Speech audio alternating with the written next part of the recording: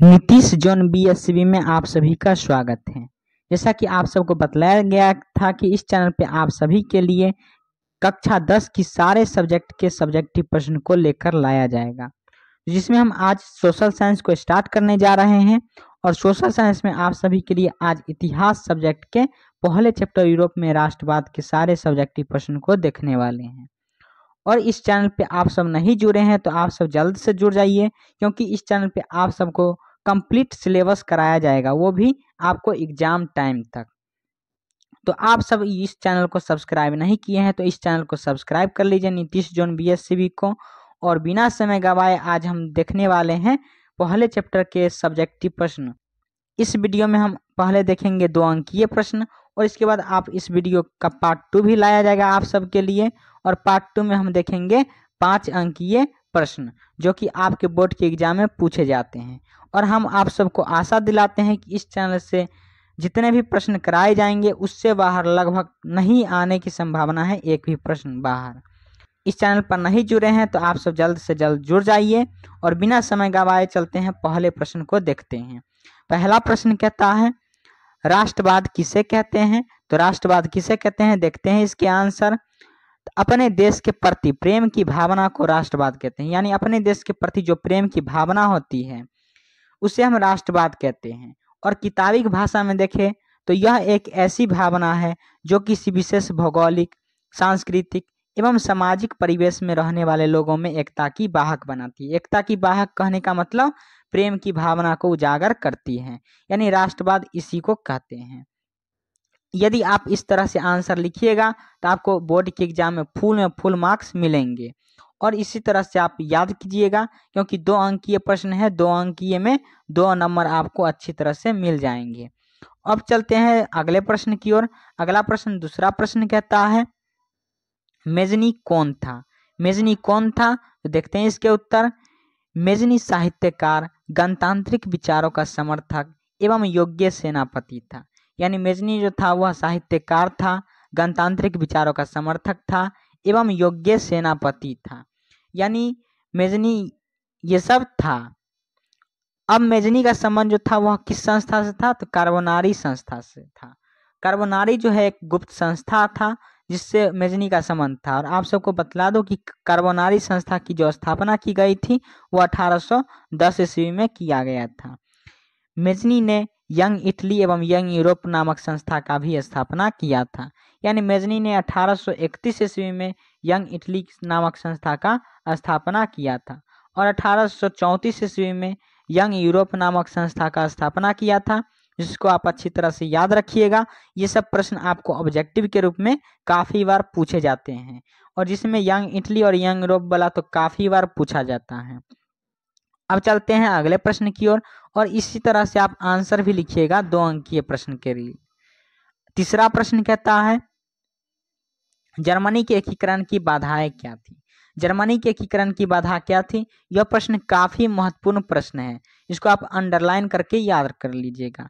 Germany के एकीकरण की क्या क्या बाधा थी देखते हैं इसके उत्तर। जर्मनी के एकीकरण की निम्नलिखित बाधाएं थी। क्या क्या बाधा थी? तो पहला कहता है, जर्मनी लगभग 300 छोटे बड़े राज्यों में विभाजित था। यानी जर्मनी जो था वह लगभग 300 छोटे बड़े राज्यों में विभाजित था, जिससे जर्मनी का एकीकरण काफी कठिन बात था एकीकरण करना। दूसरा क्या है, यहाँ राज्यों में राजनीतिक, सामाजिक एवं धार्मिक विषमताएं थे। यानी जर्मनी में क्या था, सामाजिक, धार्मिक और राजनीतिक विषमताएं थी। यानी राजनीतिक रूप से भी विषमता थी, अलग अलग प्रकार से लोग रहते थे। समाज में भी अलग अलग प्रकार से लोग रहते थे, और अलग अलग धर्म को भी मानने वाले लोग रहते थे। और तीसरा था, राष्ट्रवाद की भावना का अभाव था। यानी जर्मनी में जो था वह राष्ट्रवाद की भावना का अभाव था, जिससे वहाँ जर्मनी का एकीकरण नहीं हो पा रहा था। राष्ट्रवाद क्या कहता है इसको हम पहले भी बतला चुके हैं। राष्ट्रवाद जो है वह एक प्रकार के प्रेम की भावना है जो कि अपने देश से प्रेम को उजागर करती है। इस तरह से आप सारे प्रश्न का आंसर लिखिएगा, जिसमें 2 में 2 मार्क्स आपको मिल जाएंगे। और हम इस वीडियो में पहले 2 अंकीय प्रश्न को देख रहे हैं, और इसके बाद आपका पार्ट 2 वीडियो आएगा जिसमें 5 अंकीय प्रश्न को हम देखेंगे, और इससे बाहर आपको बोर्ड के एग्जाम में एक भी प्रश्न नहीं आएंगे। और मैं आप सबको बतला दूं, इसी चैनल पे आप सभी को सारे सब्जेक्ट का सब्जेक्टिव प्रश्न और ऑब्जेक्टिव प्रश्न लेकर लाया जाएगा, और इसका भी प्लेलिस्ट भी बना दिया गया है, जिसे आप प्लेलिस्ट चेक करके देख सकते हैं। और इससे पहले भी जितने ऑब्जेक्टिव प्रश्न कराए गए हैं वो चैनल पे मौजूद है, आप वहां से चेक कर सकते हैं, और काफ़ी महत्वपूर्ण प्रश्न है। अगला प्रश्न कहता है मेटरनिक युग क्या है। मेटरनिक युग क्या है, तो देखते हैं इसके उत्तर। मेटरनिक ने 1815 से 1848 तक ऑस्ट्रिया में शासन किया। इसी काल को मेटरनिक युग के नाम से जाना जाता है। आपसे ऑब्जेक्टिव में भी पूछा जाएगा कि मेटरनिक ने कब से कब तक शासन किया, तो 1815 से 1848 तक शासन किया। और कहाँ शासन किया था, तो ऑस्ट्रिया नामक एक देश है जहाँ मेटरनिक ने शासन किया था। यानी ऑस्ट्रिया का चांसलर आपसे पूछेगा तो कौन था, मेटरनिक था। अब चलते हैं अगले प्रश्न की ओर। अगला प्रश्न कहता है, पांचवा प्रश्न, 1848 के फ्रांसीसी क्रांति के कारण क्या थे। यानी 1848 में जो फ्रांस में क्रांति हुआ था उसके क्या कारण थे। और यह प्रश्न काफ़ी इम्पोर्टेंट प्रश्न है आपके बोर्ड के एग्जाम के लिए, क्योंकि ऐसे प्रश्न अब काफ़ी ज़्यादा पूछे जाते हैं आपके बोर्ड के एग्जाम में, इसलिए आप इस सब को अच्छी तरह से याद रखिएगा। देखते हैं इसके उत्तर। 1848 के फ्रांसीसी क्रांति के निम्न कारण थे।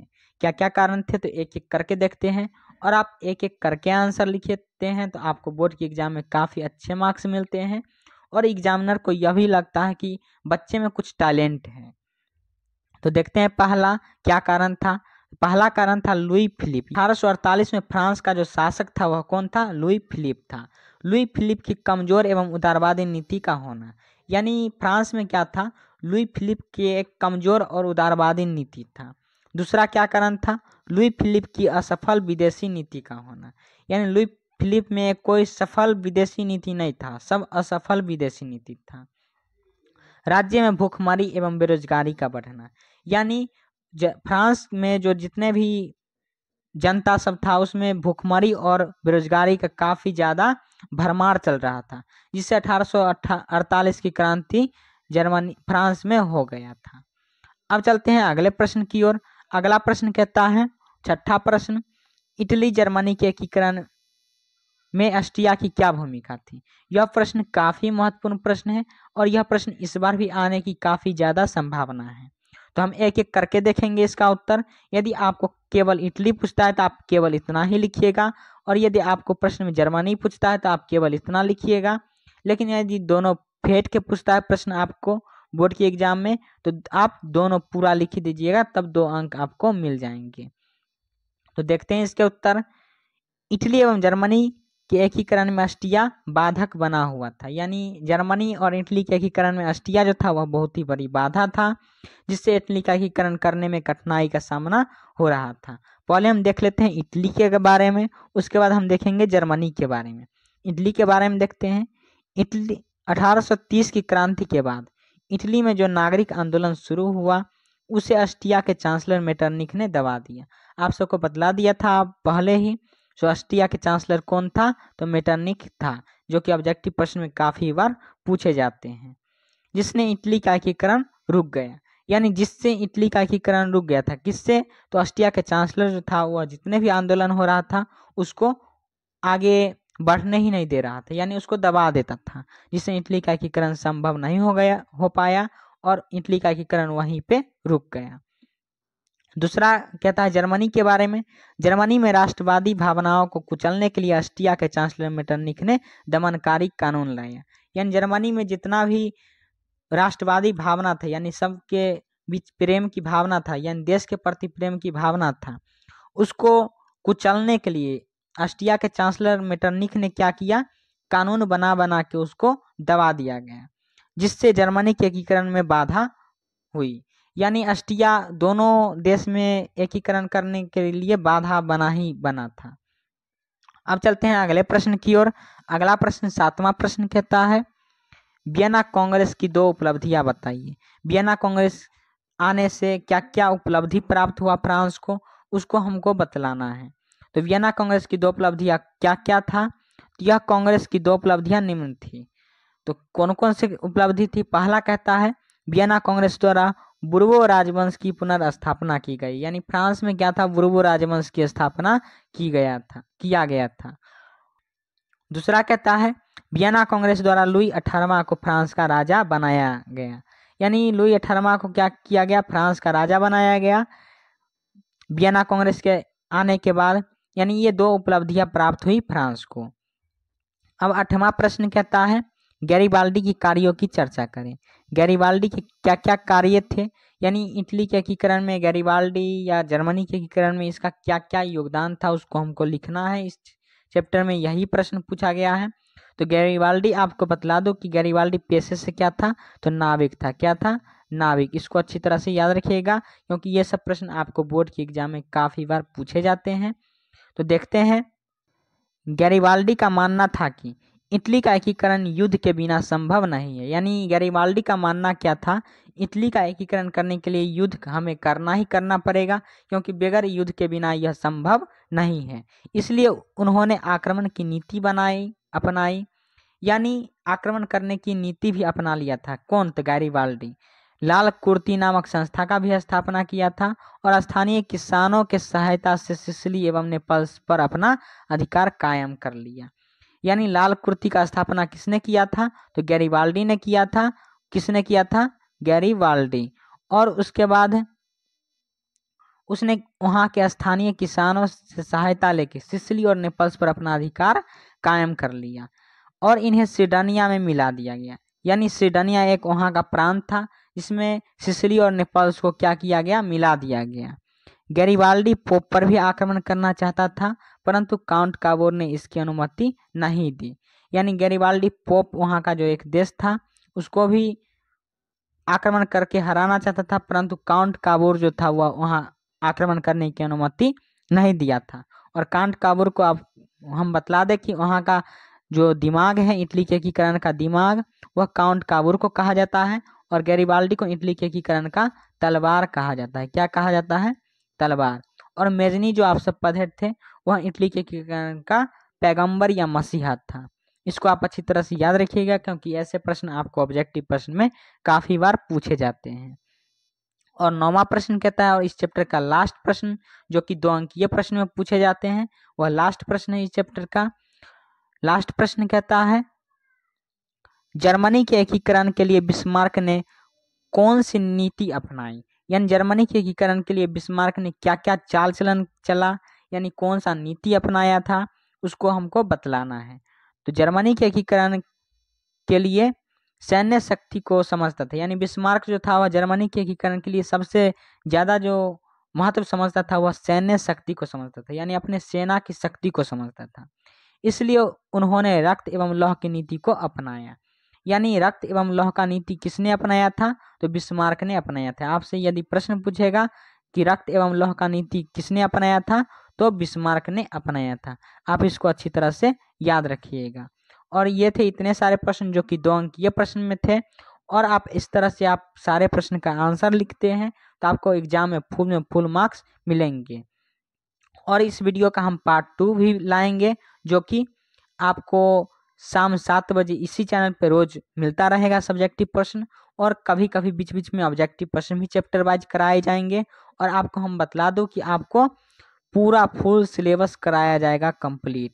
फुल सिलेबस इसी चैनल पे कंप्लीट कराया जाएगा। यानी आप सब इस चैनल पे बेफिक्र होकर पढ़ सकते हैं। और आपको बतला दो कि यदि आप सारे प्रश्न को देख लेते हैं और यहाँ से सारे प्रश्न को याद कर लेते हैं तो आपको भी बोर्ड के एग्जाम में 450 प्लस मार्क्स आ जाएंगे। तो आप इस चैनल पर विश्वास कीजिए। यदि चैनल को सब्सक्राइब नहीं किए हैं तो Nitish John BSc YouTube channel को सब्सक्राइब कर लीजिए क्योंकि आपको इसमें पूरा सिलेबस कंप्लीट कराया जाएगा। तो बिना समय गवाए चलते हैं पहले प्रश्न की ओर। आपको बतला दूं कि ये 5 अंकीय प्रश्न है। 2 अंकीय प्रश्न आपको पिछले वीडियो में करा दिए गए थे। यदि आप वो नहीं देखे हैं तो जाके डिस्क्रिप्शन बॉक्स में उसका लिंक डाल दिया हूँ, वहां से क्लिक करके देख सकते हैं। इसका ऑब्जेक्टिव प्रश्न भी कंप्लीट कराया जा चुका है। तो बिना समय गवाए चलते हैं पहले प्रश्न की ओर। पहला प्रश्न कहता है इटली के एकीकरण में मेजनी, काबूर और गैरिबाल्डी के योगदान को बताइए।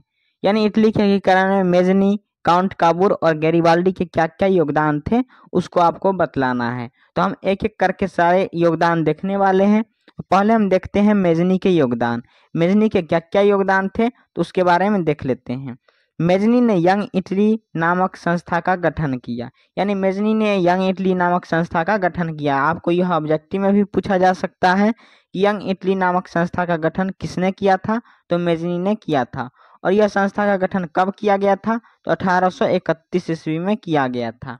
इसको आप अच्छी तरह से याद रखिएगा। और आगे देखते हैं, युवा शक्ति में विश्वास करता था। यानी मेजनी जो था यह यंग इटली नामक संस्था का गठन किया और युवा शक्ति में विश्वास रखता था तथा उसका कहना था कि यदि समाज में क्रांति लानी है तो विद्रोह का नेतृत्व युवकों के हाथों में दे दो। यंग इटली का एकमात्र उद्देश्य इटली को ऑस्ट्रिया के प्रभाव से मुक्त करना, उसका एकीकरण करना था। यानी यंग इटली नामक संस्था का क्या उद्देश्य था, ऑस्ट्रिया के प्रभाव से इटली को दूर करना और उसका एकीकरण करना था। उसने जनता जनार्दन तथा इटली का नारा बुलंद किया। यानी उसने इसके लिए जनता जनार्दन और इटली के बुलंद नारा को उजागर किया अर्थात बुलंद किया। आगे देखते हैं, आगे कहता है इससे युवाओं में एकता का सूत्रपात हुआ और 2 वर्षों के भीतर यंग इटली के सदस्यों की संख्या 7000 तक पहुंच गई। यानी जब वह नारा बुलंद किया उससे युवाओं में एकता का सूत्रपात हो गया। यानी एकता में सब बंध गए, यानी सब में राष्ट्रवाद की भावना आ गई। और 2 वर्ष के भीतर ही यंग इटली के सदस्यों की संख्या कितनी हो गई थी, तो 7000 हो गई थी। कितनी हो गई थी, 7000। उग्र राष्ट्रवादी विचारों के कारण मेजनी को निर्वासित होकर इंग्लैंड जाना पड़ा।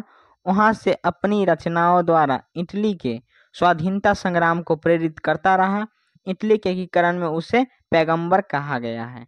यानी इटली के एकीकरण में उसे पैगंबर कहा जाता है। किसे कहा जाता है, तो मेजनी को। मेजनी को क्या कहा जाता है, पैगंबर या मसीहा भी कहा जाता है। आप इसे अच्छी तरह से याद रखिएगा क्योंकि इस सारे प्रश्न जो है ऑब्जेक्टिव में आपको पूछे जाते हैं। अब आगे देखते हैं काउंट काबूर के योगदान। ये थे मेजनी के योगदान। काउंट काबूर के क्या योगदान थे इटली के एकीकरण में, तो देखते हैं।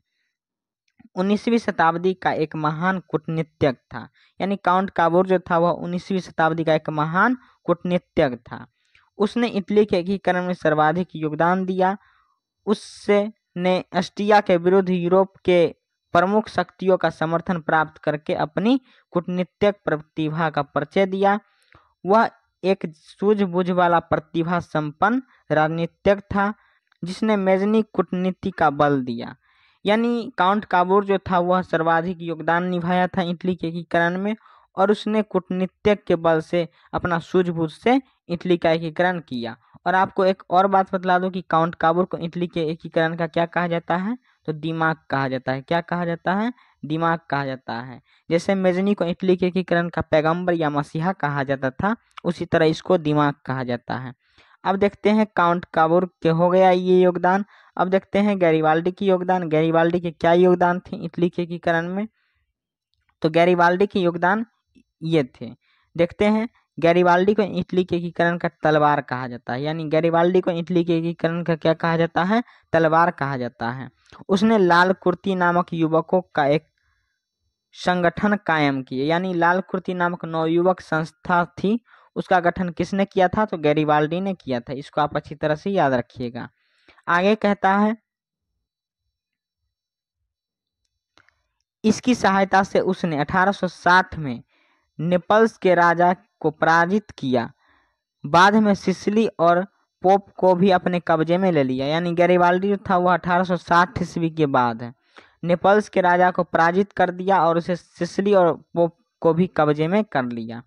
उसके बाद गैरीबाल्डी ने अपने सारे जीते हुए इलाकों को विक्टर इमैनुअल को सौंप दिया। विक्टर इमैनुअल को इटली का राजा घोषित कर दिया गया। यानी सारे जितने भी राज्य जीते थे वह सब विक्टर इमैनुअल को दे दिया था। और विक्टर इमैनुअल प्रधानमंत्री के पद पर किसे नियुक्त किया था, तो काउंट काबूर को नियुक्त किया था। किसे नियुक्त किया था, तो काबूर को नियुक्त किया था। आगे कहता है पिडमाउंट सर्डिनिया का नाम बदल के इटली राज्य कर दिया गया। यानी पिडमाउंट और सर्डिनिया एक राज्य था, उसको नाम बदलकर इटली कर दिया गया। ये थे पहले प्रश्न जो कि आप इस तरह से आंसर लिखिएगा तो काफ़ी अच्छे मार्क्स मिलेंगे और 5 में 5 मार्क्स आपको बोर्ड के एग्जाम में मिल जाएंगे। अब चलते हैं दूसरे प्रश्न की ओर जो कि इस चैप्टर से काफ़ी महत्वपूर्ण प्रश्न है। दूसरा प्रश्न कहता है 1848 की फ्रांसीसी क्रांति के क्या कारण थे। यानी 1848 में जो फ्रांस की क्रांति हुई थी उसके क्या कारण थे उसको आपको बतलाना है। देखते हैं इसके उत्तर। 1830 की क्रांति के बाद लुई फिलिप फ्रांस का राजा बना। यानी 1830 में जो क्रांति हुआ था उसके बाद कौन उसका फ्रांस का राजा बना था, तो लुई फिलिप ने फ्रांस का राजा बना था। उसने अपने विरोधियों को खुश करने के लिए स्वर्णिम मध्यवर्गीय नीति का अवलंबन करते हुए सन 1840 में गीजो को प्रधानमंत्री नियुक्त किया, जो कि कट्टर प्रतिक्रियावादी था। यानी लुई फिलिप जो था अपने विरोधियों को खुश करने के लिए एक स्वर्णिम मध्यवर्गीय नीति का अवलंबन किया था। यानी किस नीति का अवलंबन किया था, तो स्वर्णिम मध्यवर्गीय नीति का अवलंबन किया था। इसके लिए उसने गीजो को प्रधानमंत्री नियुक्त किया था। किसे नियुक्त किया था प्रधानमंत्री, तो गीजो को। इसे इसको आप अच्छी तरह से याद रखिएगा, ऑब्जेक्टिव में काम आएगा। आगे कहता है वह किसी भी तरह वैधानिक, सामाजिक और आर्थिक सुधारों के विरुद्ध था। कौन था आर्थिक सुधारों के विरुद्ध, तो गीजो था वह कट्टर प्रतिक्रियावादी था। वह किसी भी प्रकार के वैधानिक, सामाजिक एवं आर्थिक सुधारों के विरुद्ध था। फिलिप के पास कोई सुधारात्मक कार्यक्रम नहीं था और न ही उसके विदेश नीति में कोई सफलता हासिल हो रही थी।